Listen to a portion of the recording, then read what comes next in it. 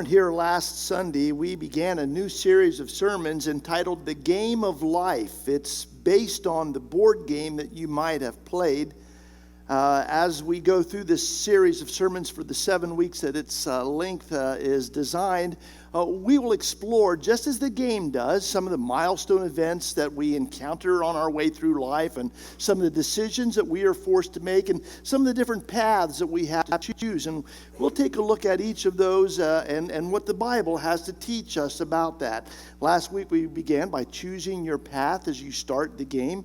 Today we come to the first stop on the board game and explore what that means and what God's message might be for us. But I'm going to need the help of a few teenagers. So I have asked for this series that our teens gather, and we have 3 rows almost filled. There's still some teens sitting in the audience. If you'd like to join us next week, we'll reserve the next row for you as well. But I need 3 of you today to come up and stand behind one of these microphones. So you can decide who's going to come.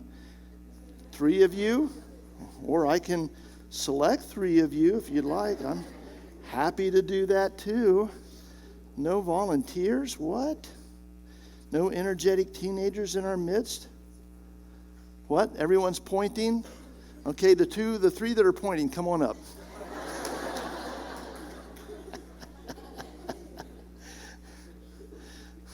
Way to play it cool, Mason. You got out of it. Okay, I'm going to give you each a pad of paper and a Sharpie. So if you'll take one of each. And this is a word association game. So if you've ever played a word association game, I give you a word, and in this case, you write down and turn your tablet landscape style, and in big letters so that when you turn it around, everyone can see, you write down whatever comes to your mind first. 1 or 2 words, whatever it is, the first thing that comes to your mind. Don't stop. This isn't a thought question, right? So as soon as you hear the word, the first thought comes to your mind, you write that down in big letters. Okay? Are you ready? Here's the word. Work.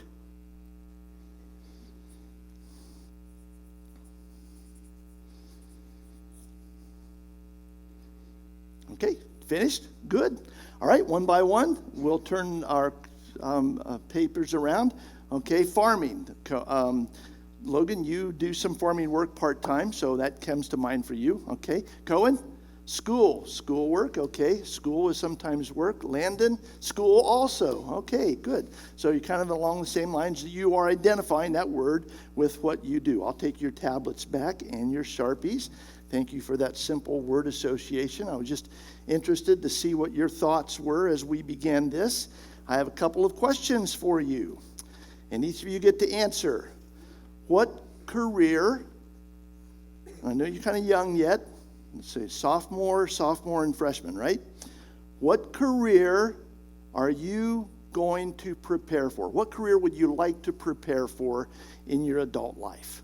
In other words, what do you want to be when you grow up? But you're already pretty much grown, so we'll ask it that way. What career would you like to prepare for? Landon, let's start with you. You go ahead and pick up your microphones, by the way, and speak into them so everyone can hear. Okay, Landon, what career would you like to prepare for? I want to go into engineering. Engineering, okay, good choice. Cohen? I want to go into sports management. Sports management, good. Logan? I would do something with mechanics. Mechanics, okay. What made you choose that career? We'll go in reverse order this time. Landon, why mechanics? I'm sorry, Logan, why mechanics? My dad's been doing it for a long time. Okay, so you're following in your father's footsteps. Okay, that's admirable. Cohen, sports management, why? My love for sports, that's why I want to do it. Okay, you want to stay close to that love, okay. And Landon, engineering, why? My dad's an engineer, and it just kind of comes naturally. Just comes naturally to you. Okay, good. All right, good answers.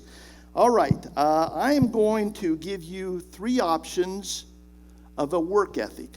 A work ethic is a belief or a philosophy or an attitude you have about working.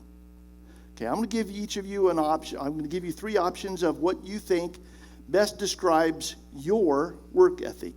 And you tell me which one best fits. First one, I work hard. Second one, I do enough to get by. The third one, I do as little as possible.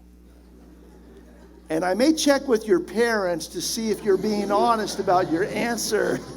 So tread lightly there. Cohen, which one best describes you? I do enough. You do enough to get by? Mom and dad, yeah, okay, all right. Landon? I work hard, but You work hard, but, there was a qualifier there. depends on what it is, It depends on what? what I'm doing, It what I'm depends working on for. what you're doing. What things do you not like to work hard at? Some subjects in school. Some subjects in school, okay. Russ, Molly, I'm not even sure where you're at here. Oh, there you are.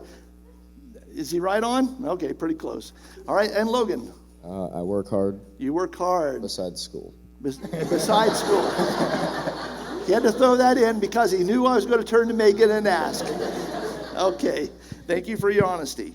All right, I know you love to play the game, Would You Rather? So we're going to close out with a Would You Rather, all right? And here is your option. Would you rather clean the kitchen and restrooms at McDonald's and earn $200 a week, or stay at home and play video games earning nothing? Landon. I'm probably working at McDonald's so I can actually earn something. Okay, good for you. Cohen, I would work at McDonald's. you would work at McDonald's. Logan? Work at McDonald's. Okay, even cleaning restrooms for $200 a week? Okay, good. All right, so you can go ahead and turn your microphones off. You do that by holding the button in on the end for about 3 or 4 seconds until the blue light goes out. Stay right here. We're going to get started on the game. And Landon, I will have you move down to where the car is. And Cohen, I will have you spin the wheel, the spinning wheel there, to give us a number. And Logan, I'm going to ask you to step over here and you'll read our life tile for us. So, Cohen, give us a spin to tell Landon how many spaces to move the car. That was kind of weak, but that's all right.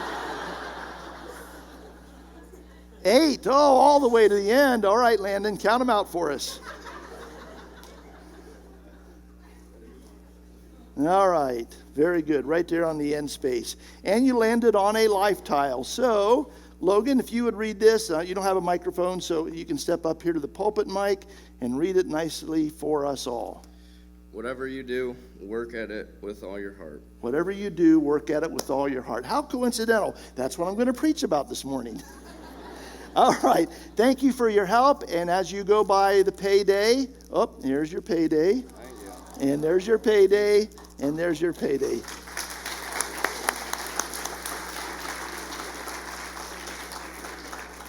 Thank you for your help, gentlemen, and thanks for volunteering.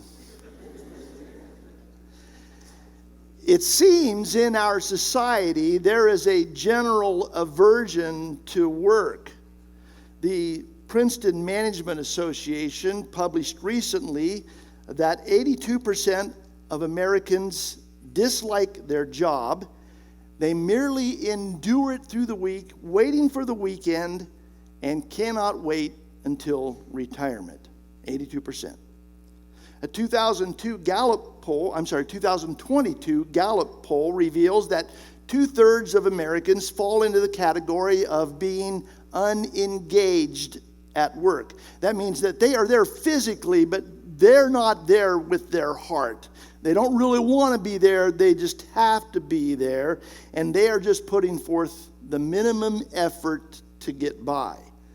That practice, by the way, is so prevalent that sociologists have attached a term to it. They call it quiet quitting. Quiet quitting. It means they have not resigned, but they have resigned themselves to working a job they do not enjoy, and their lack of effort demonstrates that. According to a November 2022 article in Fortune magazine, 45% of Americans would not wish their job on anyone else. Wow. Those statistics, if they really do reflect the general attitude in our nation, are alarming, aren't they? We have this general aversion toward work. But the Bible encourages us to have a better attitude about work. We read, for example, in Colossians 3:23, whatever you do, work at it with all your heart, as working for the Lord and not for human masters. In the board game of life, as you come upon, you choose your path, and you're going to go either to the workforce or a college and career course, or in life you may choose military, or maybe there are some other options, Peace Corps or something else, living in your parents' basement for the rest of your life. I don't know, whatever that is. You choose your course to start with, but in the game, on the board game, the first stopping point you come to is choosing a career. It's about profession. It's about work. And so we're going to approach it in the same order that the game dictates to us. And so this morning we're going to look at a Christian view of work, or what we might consider to be a Christian or a godly work ethic. The human view is that work is a curse. It is a burden to us. In fact, it is such a burden to us that it's customary, and you probably have participated in this yourself, it's customary for us to whine a little bit about our jobs, right?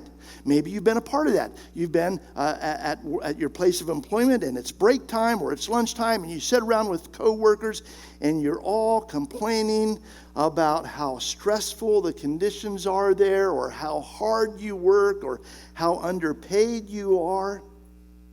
We might even be tempted to compare our misery with that of our spouse. I'm going to set a scenario that probably is actually a couple of generations old, but I'm a couple of generations old, and so I identify with it. But here's the scenario. It's the scenario of a single family income. And the mother in this scenario is a stay-at-home full-time mom. And so he comes home from work, and he's complaining, "You won't believe the day I had," as he describes how terrible his job is. He goes on, and finally she feels like she has to compete with that. And she responds, "That sounds like paradise to me. You should hear what I went through today." And then she replays all that she did that day. After she's finished, he says, "I'd love to have your job rather than mine." And she says, "You wouldn't last a week." And it's on then as they're back and forth, comparing and commiserating with one another. My mother used to have a set of curtains that hung over her kitchen window, and on them were several little scenes, and they all said the same thing. And here was the saying. Probably some female came up with it. "A man works from sun to sun, but a woman's work is never done." Sounds like a lot of whining to me, but let's look at this from her perspective, right? She has, as a stay-at-home full-time mom, spent the day cleaning the house and doing the grocery shopping and cleaning up after the pets and doing laundry, planning a meal for that she knows that someone will complain about. And from her perspective, when he comes home at the end of his workday at 5:30, his day is done. But hers is only half over. She puts the evening meal on the table, and then she cleans up the table and the kitchen afterwards, and she washes all the dishes. And then she helps the children with their homework, and then she puts the kids to bed. And then after they're tucked into bed, she goes back into the kitchen to pack their lunch for school the next day. And finally, she's finished. She has a couple of hours to go in the living room and sit down on the couch before it's bedtime. And he wants to get romantic. Great, she thinks, another chore. Is that too close to the truth for anybody? Now let's look at it from his perspective. He has worked hard all day at a job that he really doesn't like that much. His boss is hard on him. He and his coworkers don't get along with one another. There's a lot of tension there, but he does what he has to do because it's what he has to do. He knows that when he comes home, his job isn't finished yet. There is always something that needs either repaired or replaced or maintained.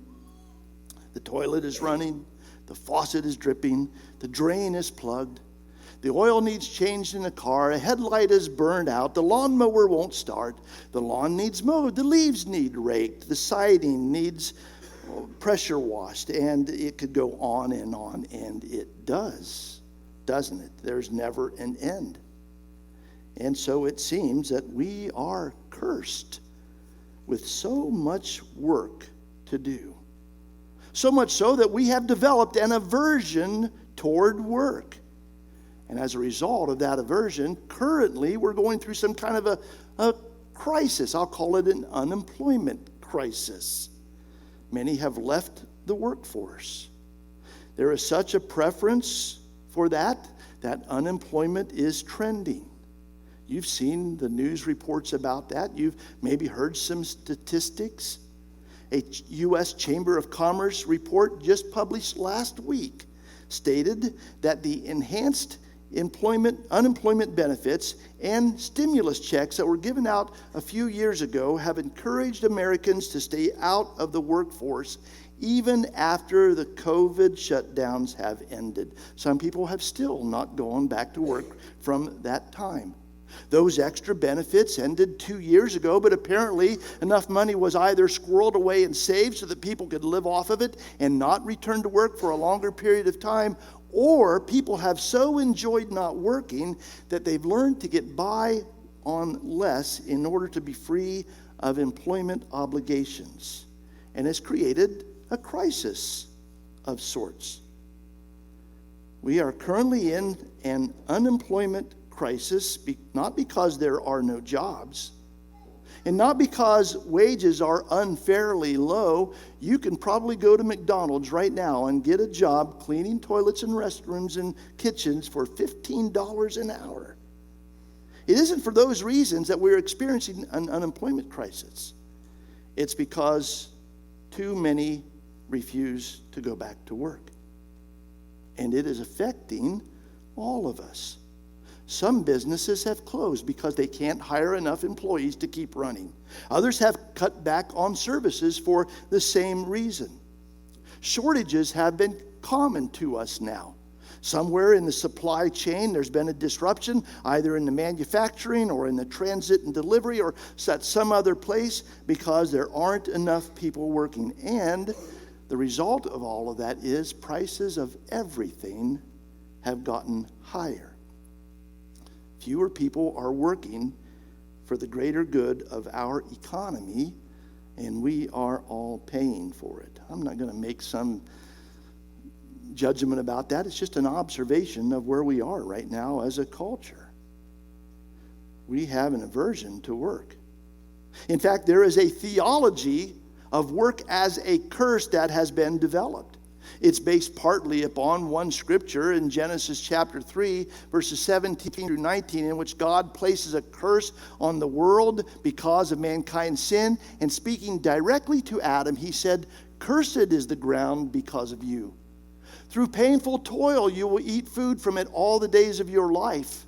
It will produce thorns and thistles for you, and you will eat the plants of the field. By the sweat of your brow you will eat your food until you return to the ground." Note the words that are used there in those verses to describe work. Cursed, pain, toil, sweat. And God said it will be that way until the day you die. That's not a very pleasant picture to paint of mankind's future, is it? And so we might look at that and say, well, work is a curse. I don't believe that work is a curse, but I believe our work has been cursed because our world has slipped into a state of sinfulness. We have chosen our will over God's, and that caused God to leave this world. And in leaving this world, God left the world to Satan. And Satan is a troubler. We now live in a place where spiritual disharmony exists. Our world is out of balance from the way that God created it to be, and everything is affected because of that spiritual disharmony. Everything in life becomes more vexing because of it, including work. And so we struggle in our work. It wearies us. It wears on us. It feels like a curse to us. But that was never God's intention for work in the beginning. The godly view is that work is a blessing, not a curse. God intended it that way. He worked, creating the world. We read in the first couple of chapters of the book of Genesis that God created various parts of the world that exist around us on various days. And at the end of each of those days, as he looked back and reflected on what he had accomplished that day, he said, "It is good." God's work was good. More than that, work was intended by God to be good. Genesis 2, verses 2 and 3 tells us, on the seventh day, God finished the work he had been doing. So on the seventh day, he rested from all his work. Then God blessed the seventh day and made it holy, because on it he rested from all the work of creating that he had done. And once God worked to the point of creating the world as he designed it to be, then he gave work to mankind. And he created man to work. Moving on down in that chapter to verse 15, we read that the Lord God took the man, Adam, and put him in the Garden of Eden to work it and take care of it. God blessed this world with Adam to work in it. And God blessed Adam with giving him a purpose in his work. Last week, as we began this series of choosing your path, which way will you go as you start out on life on your own? There are a couple choices for you available. We talked about that God has a purpose for us.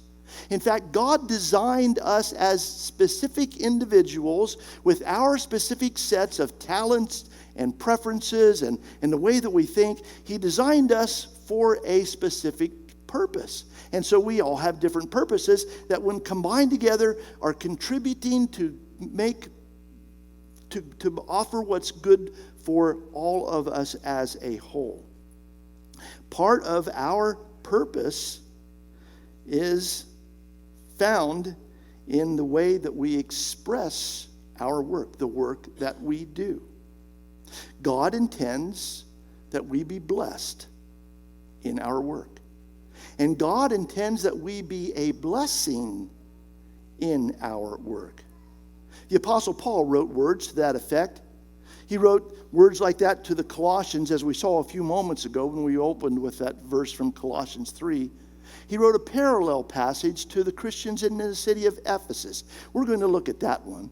In Ephesians chapter 6, verses 5 through 8, Paul wrote, "Slaves, obey your earthly masters with respect and fear, and with sincerity of heart, just as you would obey Christ. Obey them not only to win their favor when their eye is on you, but as slaves of Christ, doing the will of God from your heart. Serve wholeheartedly, as if you were serving the Lord, not people, because you know that the Lord will reward each one for whatever good they do." Now, you notice right off the bat that this was addressed to Christian slaves. The counterpart of that group of people today is Christian employees. Like slaves, we work for someone else to bring profit to that company or that individual, depending on what our situation is. But that's where the comparison stops. Slaves had a much more difficult life then than employees do today. They had no rights. They had nothing of their own. They had no day off and no particular shift that they were responsible to work. They were on call to do whatever needed to be done 24 hours a day, 7 days a week. They received no benefits. They had no retirement plan. They did not work to profit themselves, only their master. And yet, despite that very one-sided relationship and the unfairness that it appears to us, the Apostle Paul encouraged them to have a good attitude about their work. He encouraged them to work hard. He encouraged them to be respectful of their masters or their employers. He encouraged them to be pleasant. He encouraged them to be a blessing through their work. Have you ever thought, maybe at a difficult point in your employment, something like this? Why should I work so hard? My efforts are just making someone else wealthy. My employer doesn't really care about me. I'll be replaced and forgotten as soon as I leave. So what's the point? If we've had thoughts like that flood our mind, we can learn a lot from what the Apostle Paul teaches in Ephesians chapter 6. We are to work in such a way, just like those Christian slaves of the first century, that we are a blessing. That we have a good attitude toward our employer. Not just when he is watching so that we don't receive his criticism. We shouldn't only be accountable because someone is looking over our shoulder. We should be accountable because we are always doing our best anyway, working from pure motives, striving for excellence. The Apostle Paul worded it this way: serving wholeheartedly, working with all your heart. We know what that concept means, don't we? It means to throw yourself into something, to give it your best shot, like an athlete who throws his body into the air, stretching out to catch the ball. He knows he will be hit. He knows he will be driven into the ground. He knows his body will pay a price for what he's about to do, but he does it anyway. He plays with his whole heart in it. He goes above the norm. He gives his best effort. That's how we are instructed to work as God's people, giving our best effort. That's the Christian work ethic. Anyone who merely mails in a substandard or even a standard performance is not working as God wills us to. In order to make that point more strongly, the Apostle Paul wrote this: serve as if you were serving God and not some human being. We want to give our best to God, don't we? And when we serve someone with excellence, we are serving God because we are fulfilling the purpose for which He created us. We are doing what He created us to do, and we are living out His industrious image that has been stamped upon our soul. When I was in my senior year of seminary, I got a job at United Parcel Service that helped pay my school bill. It was the toughest job I ever worked. I'd done a lot of hard farm work before that, but nothing like this. I remember working so hard, loading a semi-trailer with boxes from top to the bottom, from front to the back, at a pace. The shifts were only 4 hours long, but you work so hard and so fast, lifting and stacking and checking labels and putting it all together so that your belt didn't get backed up and then affect somebody else's belt and then shut down eventually the entire sort for a few minutes because of you. So you had to really work fast. And I remember going home that first summer I worked there and sitting on the edge of my bed in my apartment. And as I would take off my socks or my shirt or some of my other clothing, and I would wring sweat literally out of it. I would sit there and twist and watch the perspiration just splatter on the floor in a puddle. It was that intense. That was a hard job. After working at it for a year, I was promoted to supervisor. And I had to then teach other young men how to work like that. They were mostly 18 and 19-year-olds, pretty fresh out of high school. Some of them had never worked a job before. None of them had ever worked like that before. And so I had to train them, and I had to instill with them the motivation to work hard, and it was difficult. Some just only had one gear, and it was low gear, and that's all they would go. Some of them just couldn't keep up the pace, and some of them quit, and some of them were let go. I remember one young man who was just a dream to work with. Most employees I trained were muttering under their breath and giving me dirty looks and sometimes arguing with me over the way that I was trained to teach them how to do the job. But this young man was different. He was so pleasant. I took him into the trailer and I built the first tier for him and I explained how and why. You have to stack it tight. You have to make sure that as it's going in transit that the load doesn't shift back and forth and boxes get thrown around and parcels get broken. We lose money. We can't retain customers. All of that. And then I told him, and when you pick up each box, you have to flip it around, rotate it real quickly in your hands and look for the label and stop there and make sure that you are loading a parcel that's supposed to go where this trailer is going. I told him, you have Indiana. Watch out, because sometimes the IN on the mailing label looks like a TN, and you might get confused. Sometimes the sorters will send you stuff for Tennessee, or sometimes other stuff just gets, because the sort's so heavy, you just have to check every package and load it carefully and load it tightly. And I showed him how to build the first tier, and then I stepped back and watched and let him build the next one, and he did a pretty good job. And I gave him some suggestions, and then I said, you know what? I have 4 other trailers on this line. I've got to leave you alone now to work on your own, but I'll be back and check on you. And I went down the line and make sure everything was going smoothly with the other trailers. And then as part of my job, I had to throw a couple of missorts on his belt without him seeing me to make sure that he was actually reading the labels, not just stacking everything as fast as it was coming, so that we'd have a lot of missorts.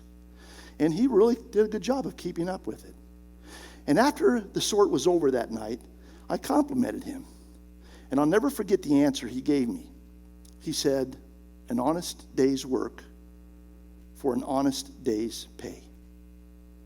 I found out that he was a part of some kind of a religious commune. Young people were living together, and they were all working whatever jobs they could find and pooling their resources, and like some huge extended family, they were providing for each other. And I was a little bit worried about what kind of goofball this is. But you know what? He had a great attitude. He never argued. He always did what he was told to do, and he never had an attitude. He just worked hard and did the job.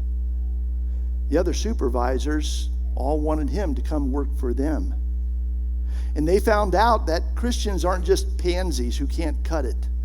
That Christians who have a good work ethic, a Christian work ethic, will work hard and not give the attitude. And I remember our sort manager saying, we need to hire some people from your seminary if that's the way Christians are.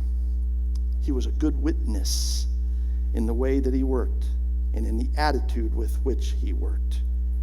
God wants to be a blessing through us, even in our jobs. And he will bless us for being that blessing. He will first of all use our job to provide an income for our family. And if you have ever been unemployed for a lengthy period of time, you know what a blessing a job can be. He will also prosper us as our employer prospers. If we prosper our employer, then some of that prosperity will trickle down to us as the employee. And finally, God will benefit us or bless us through our being a blessing by giving us eternal blessings. That's what Paul said, going back to our text in verse 8, when he wrote, serve wholeheartedly, because you know that the Lord will reward each one for whatever good they do. In one of the parables Jesus told, he depicts this judgment scene, people standing before the throne of God. And some of them, those who were his followers, were rewarded because they were a blessing to others through their efforts. And he enumerated different ways in which they were. And they were blessed in return by hearing these words from God himself. Well done, good and faithful servant. Enter into the joy of your Lord. Our efforts, serving with our best labors, will be rewarded. Honor God in all you do, but honor him also with the greatest effort you can give in your work. Strive for excellence. Work at it with all of your heart, as if you were working for God. Honor him in that way, and he will bless your life. The greatest blessing is that one Jesus described, of hearing those words of welcome into the kingdom of heaven, spending eternity with him. We often say, then we will rest from our labors. I'm not so sure, but that things won't return to a similar scene as it was originally in the Garden of Eden. That God will give us work to do in eternity as well. It won't be so boring that we're just sitting around on clouds strumming harps for eternity. I can't think of any scene more boring than that. But I believe God will give us a meaningful purpose to continue to fulfill, and that work will not be cursed because it will not be in a fallen world, but in eternity. And he invites you to that. If you'd like to accept that eternity and work hand in hand with God, allow him to work in your life and then work through you, there will be great blessing and reward.